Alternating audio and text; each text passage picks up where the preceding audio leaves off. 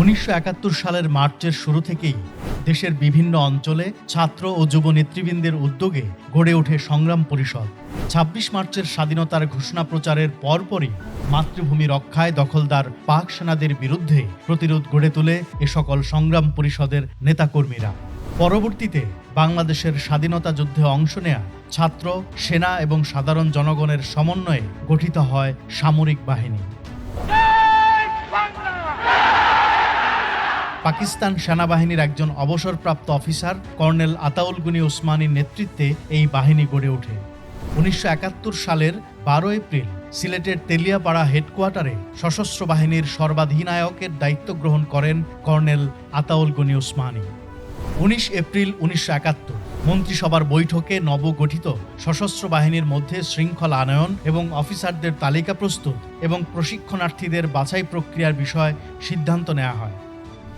11 থেকে 17 জুলাইয়ের মধ্যে বাংলাদেশ সশস্ত্র বাহিনীকে সংগঠিত করার গুরুত্বপূর্ণ উদ্যোগ নেওয়া হয়। পূর্ব পাকিস্তানের সামরিক, আধা সামরিক বাহিনীর নিয়মিত সদস্য এবং সাধারণ জনগণদের নিয়ে নিয়মিত বাহিনী গঠন করা হয় এবং পরবর্তীতে এদেরকে বিভিন্ন ফোর্সে এবং সেক্টরে বিভক্ত করা হয়। অনিয়মিত বাহিনী, যাকে গণবাহিনী নামেও অভিহিত করা হয়, মুজিব বাহিনী এবং বিশেষ গেরিলা বাহিনী সহ মুক্তিযুদ্ধে অংশগ্রহণরত বেশ কিছু সংগঠনের সদস্যদের নিয়ে এই বাহিনী গঠন করা হয়।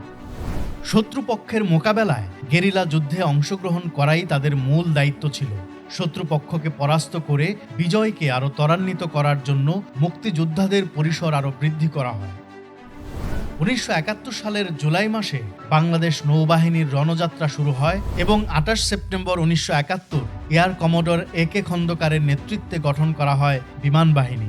আর তাছাড়াও যে সকল সাংস্কৃতিক ব্যক্তিরা স্বাধীন বাংলা বেতার কেন্দ্র থেকে অথবা বিভিন্ন সময় নানা স্থানে সাংস্কৃতিক অনুষ্ঠানের মাধ্যমে রণাঙ্গনের মুক্তিযোদ্ধাদের উৎসাহ উদ্দীপনা দিয়ে যেত, তারাও মুক্তিবাহিনীর অন্তর্গত ছিল।